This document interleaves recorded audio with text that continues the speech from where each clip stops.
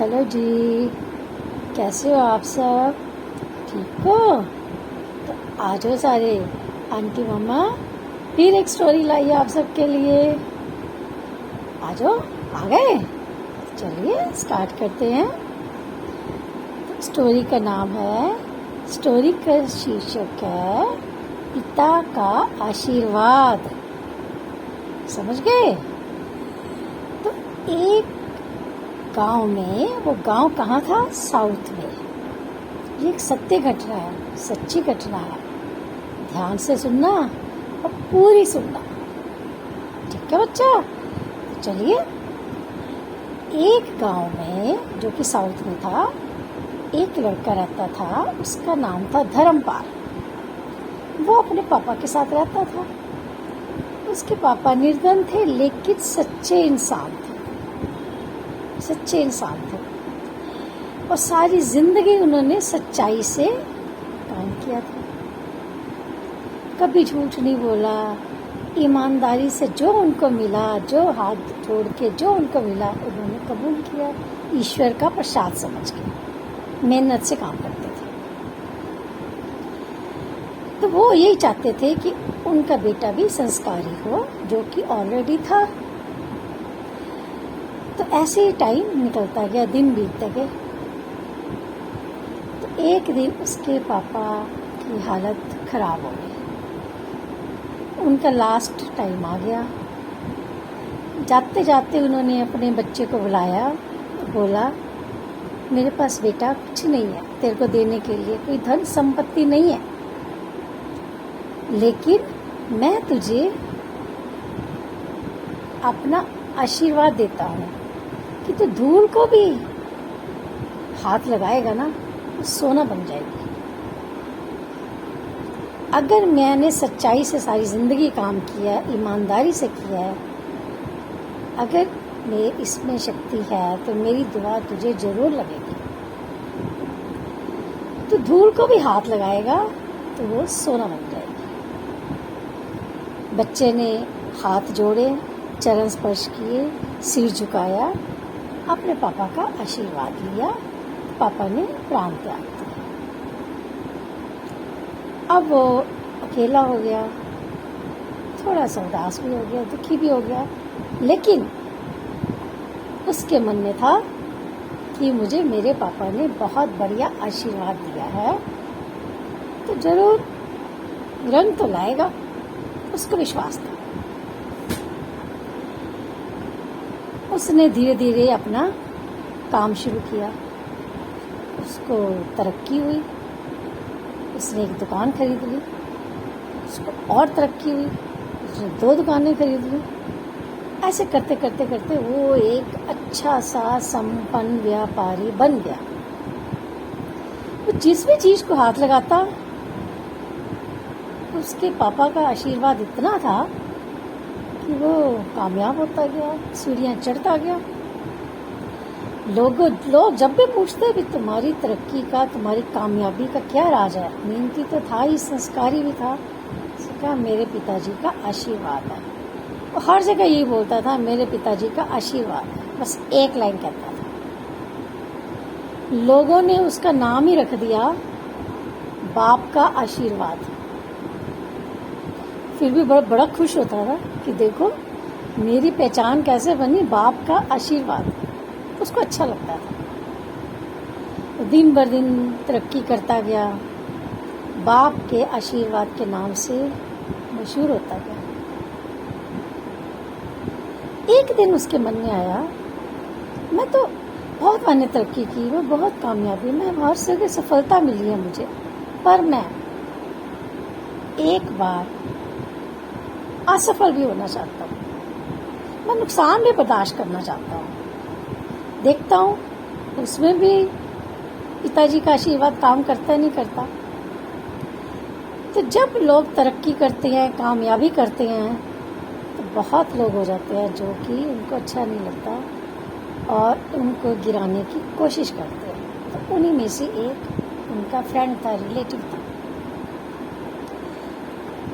उसने बोला कि बाप का आशीर्वाद तो आपने बहुत कमा लिया, अब क्या करने का इरादा है, या आगे भी कामयाबी करनी है? कामयाबी तो आपको मिलती रहेगी। उसने बोला, नहीं, मैं अब एक बार नुकसान चाहता हूँ और देखना चाहता हूँ कि वहाँ भी पिताजी का आशीर्वाद काम करता है नहीं करता। बस। फिर क्या था, उस बंदे को, जो उसका रिलेटिव था, उसका मित्र था, उसने बोला, ये क्या देर, ये क्या कौन सी वो इतनी बड़ी बात है। आप ऐसा करो, अफ्रीका में एक जंजीबार है, जगह है, वहाँ जाओ और आप ना लौंग का व्यापार करो, क्योंकि वो तो है ही लौंग का देश, तो वहाँ आपको नुकसान ही नुकसान होगा। तो देखते हैं पिताजी का आशीर्वाद काम करता है या नहीं। उसने कहा, हाँ चलो आजमाते हैं। उसने बहुत सारे लौंग खरीदे, जहाज में भरे, चल पड़ा अफ्रीका के जंगलों में, जंजीबार में, जो गांव था। जा रहा था अपना जहाज, वो व्यापारी भर के लौंग का, तो रेतीले स्थान से निकल रहा था, तो सामने से एक सुल्तान आ रहा था। वो सुल्तान के साथ इतने सैनिक थे, लेकिन उनके हाथ में बंदूकें, हथियार, भाले कुछ नहीं थे। उनके हाथ में छलनियाँ थी, सबके हाथ में। और छलनियाँ कौन सी? जिनसे कि रेतों को छाना जाता है। वो बड़ा हैरान था। तो जब वो गया तो उसको वो सुल्तान मिले। उन्होंने सुल्तान को नमस्कार किया, प्रणाम किया। सुल्तान से पूछा, आप कौन हो? सुल्तान ने बोला कि मैं यहाँ का सुल्तान हूँ। तो उन्होंने बोला, आप अपना परिचय दीजिए। उसने कहा, मैं तो व्यापारी हूँ। उसने बोला, अच्छा, फिर आप क्या सामान लाया? आप क्या सामान लाया यहाँ पे बेचने के लिए? उसने कहा, मैं तो लौंग लाया। वो सुल्तान हंसने लगा। वो हैरान था कि ये तो देश ही लौंग का है, यहाँ पे ये क्या बिजनेस करेंगे। उसने बोला, आप गलत जगह आ गए हो, आपको किसने राय दी? ये तो देश ही लौंग का है, यहाँ तो सस्ते 1 रुपए में, 10 रुपए में इतने ज़्यादा थैली भर के लौंग ले जाओ, तो आप यहाँ पे क्या लौंग का व्यापार करेंगे?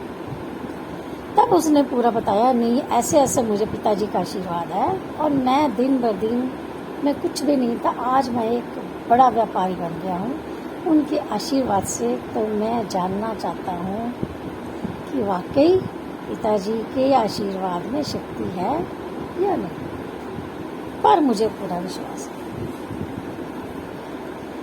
सुल्तान, उसने पूछा, अच्छा, आप कैसे इन रेगिस्तान में, और ये सबके हाथ में छलनियाँ क्या है? तो सुल्तान ने बोला कि मैं यहाँ पे स्नान करने के लिए आया था नदी में, सरोवर में, तो मेरी एक रिंग गिर गई। तो उस व्यापारी ने कहा, धर्मपाल ने, अच्छा, बहुत कीमती होगी, आपके तो बेशुमार रत्न है, तो एक रिंग अगर गिर भी गई तो आपको क्या फर्क पड़ता है? सुल्तान ने कहा, नहीं, वो भी मुझे किसी फकीर ने दी थी और उनका ही आशीर्वाद था। वो रत्नों की जो अंगूठी थी, वो ऐसा मुझे फला फूला कि जैसे ही मैंने अपने उसको राजकोष में रखा तो मेरा खजाना बढ़ता ही गया और मेरा राजपाट सुख समृद्धि से भरपूर है। इसी कारण हुआ और मेरी जनता बहुत सुखी है। लेकिन अब वो गुम गई है, मैं उसको ढूंढ रहा हूँ। तो ये छलनियों से रेत छान छान के देखेंगे कि कहीं रिंग तो नहीं, रिंग मिल जाए शायद। उसने कहा, अच्छा, तो मेरे भी ऐसे पिताजी का आशीर्वाद है और लोग मुझे बाप का आशीर्वाद के नाम से जानते हैं। मैं भी धूल को उठाता हूँ तो वो सोना बन जाती है। जैसे ही उसने हथेली से रेत को उठाया, हाथ खोला, उसमें से अंगूठी निकल आई। और राजा बहुत खुश हुआ कि इसी को ही तो मैं ढूंढ रहा हूँ इतनी देर से, 4 दिन हो गए मुझे ढूंढते ढूंढते। बहुत खुश हुआ। चलिए मेरे उसमें चलिए, आप बताइए आपको क्या चाहिए। मैं बहुत खुश हूँ, आपको भरपूर मदद करना चाहता हूँ। धर्मपाल का, उस व्यापारी ने कहा मुझे कुछ नहीं चाहिए, बस आप तरक्की करो, राजपाट संभालो, आपकी 100 बरस आयु। मैं तो जा रहा हूँ अपना व्यापार करने। उसने कहा चलो मैं आपका सारा का सारा लौंग खरीदता हूँ। खुश हो गया राजा, सुल्तान बहुत खुश हो गया, बहुत खुश हुआ उसकी बातें सुनकर। राजा ने, सुल्तान ने उसको दुगनी तिगनी चौगनी कीमत दे के सारा का सारा बेशुमार उसका लौंग खरीद लिया और उसको खजानों से अपने संदूकों, उसके संदूक भर दिए। वो हैरान था, नहीं उसको यकीन था कि मेरे पापा का, पिताजी का आशीर्वाद है, मुझे नुकसान हो ही नहीं सकता। तो क्या शिक्षा मिलती है इस स्टोरी से, इस कहानी से, कि जिसके सिर पर पिताजी का आशीर्वाद होता है उसको दुनिया की कोई भी ताकत हरा नहीं सकती, कभी भी पराजित नहीं हो सकता। ऐसा मन में विश्वास रखना चाहिए। फल बहुत उसको फल देता है, वो दुआ कभी खाली नहीं जाती। तो लीजिए अपने बुजुर्गों का आशीर्वाद, हो जाइए शुरू, करिए उनका सम्मान। आपकी दिन ब दिन आप कामयाबी की ऐसी बुलंदी पे जाएंगे, कोई नहीं रोक सकता। यही सच्ची सेवा है भगवान की। किसी भी बुजुर्ग को आप मान सम्मान दीजिए, चंद घंटे, चंद टाइम उनके साथ बिताइए, उनकी फीलिंग समझिए, ठीक है। तो जरूर उनका आशीर्वाद लीजिए। दुआओं में बहुत ताकत है, वो आपको बहुत कामयाब करेंगे। यही अच्छी सेवा है, यही अच्छी भक्ति है, ठीक है। गॉड ब्लेस बच्चों, फिर मिलते हैं एक नई स्टोरी के साथ। Love you, God bless you. ठीक रहो, खुश रहो, अपना ध्यान रखो, अपनों का ध्यान रखो, हमेशा खुश रहो।